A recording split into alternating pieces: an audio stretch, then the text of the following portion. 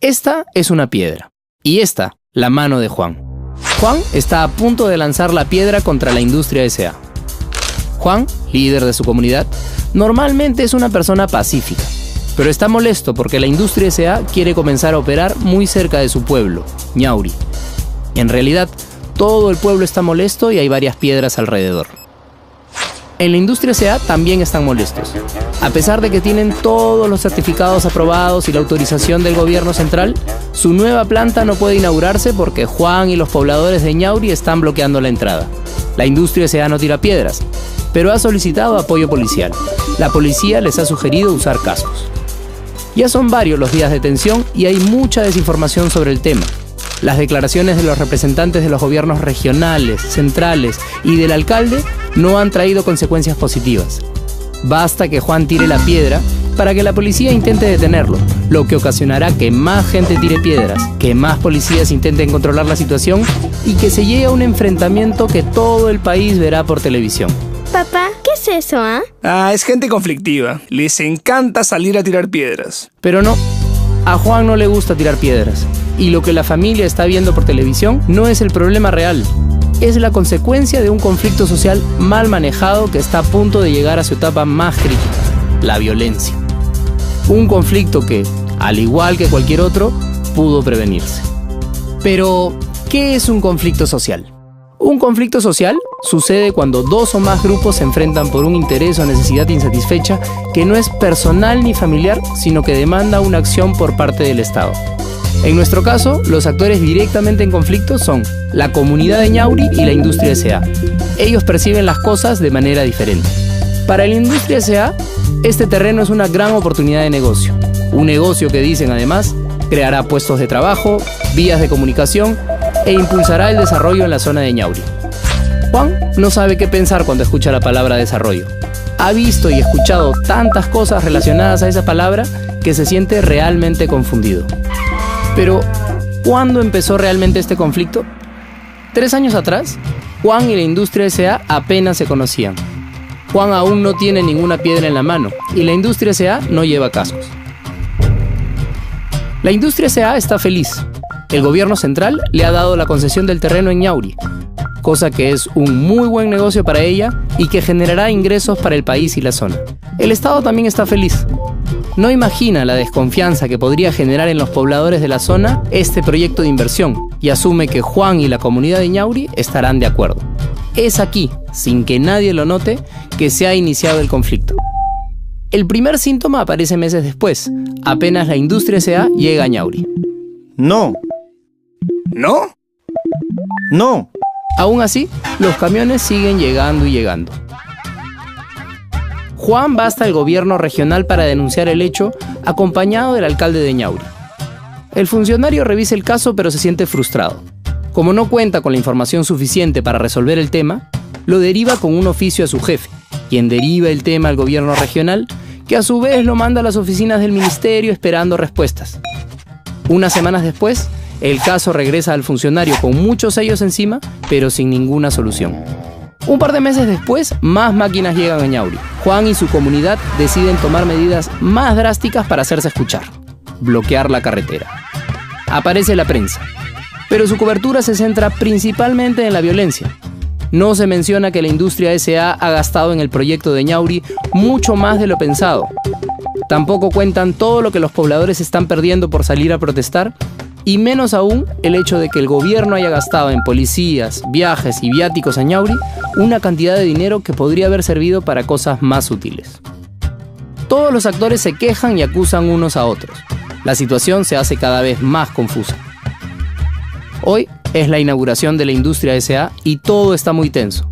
La mano de Juan sostiene una piedra y espera que los tomen en cuenta y así terminen estos atropellos. La Industria S.A. quiere que desbloqueen la entrada de su planta y que se cumplan con los acuerdos pactados con el gobierno. ¿Acaso no es suficiente todo lo que han invertido en la zona? ¿Quién está atropellando a quién? Los policías preparan sus palos. La prensa está atenta. Los policías, de pronto, avanzan hacia ellos y Juan lanza la piedra. Es de noche y Juan está preso. Hay heridos por ambos lados. Ñauri ha sido intervenida por la policía y la Industria S.A. ha sido dañada seriamente. La televisión capta las escenas y ya quiere señalar a un culpable. Todos están peor que al principio y, aunque no quieran reconocerlo, cada uno, empezando por el Estado, tiene una parte de la responsabilidad por permitir que el conflicto haya llegado a esta etapa de crisis. Pero, ¿esto era necesario? ¿Esta crisis pudo evitarse? Por supuesto que sí.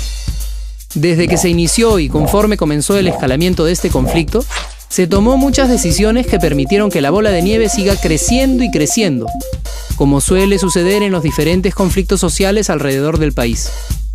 Si pensamos que las actividades económicas de Ñauri no eran las mismas que la de la industria S.A., el Estado pudo prever que los pobladores se sentirían amenazados al otorgar la concesión. Por eso, el informar a la comunidad sobre la concesión desde un inicio y plantear estrategias de desarrollo locales tiene que ser el punto de partida para transformar este y cualquier conflicto en una oportunidad de desarrollo para todos. La industria S.A., como empresa socialmente responsable, pudo abrir el diálogo con la comunidad de Ñauri desde un inicio e informarle cuáles eran las características del proyecto, sus riesgos y sus beneficios. Esta es una información que tiene que llegar con la voluntad de escuchar las opiniones de la población, entender sus necesidades y respetar sus costumbres. La comunidad de Ñauri, a su vez, pudo haber estado mejor organizada para hacerse escuchar.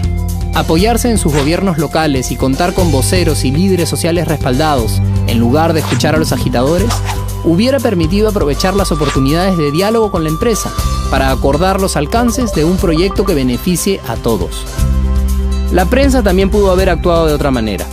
Analizar las causas que generaron el conflicto, hacer ver la necesidad de coordinación previa, cuestionar los intereses de las partes e intentar comprender las alternativas de solución en vez de solo registrar actos violentos.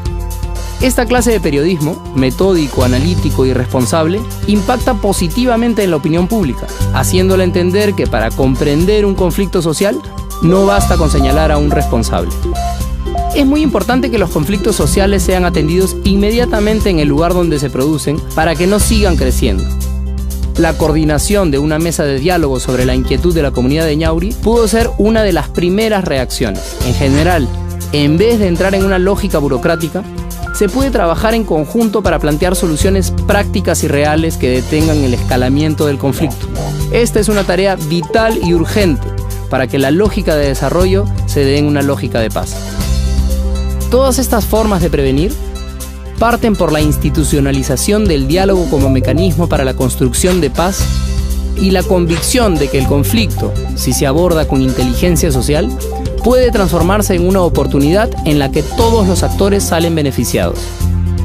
Es más barato, menos trabajoso y más inteligente prevenir a través de la educación, el diálogo y la información compartida que reaccionar ante la crisis, la violencia y la inestabilidad social.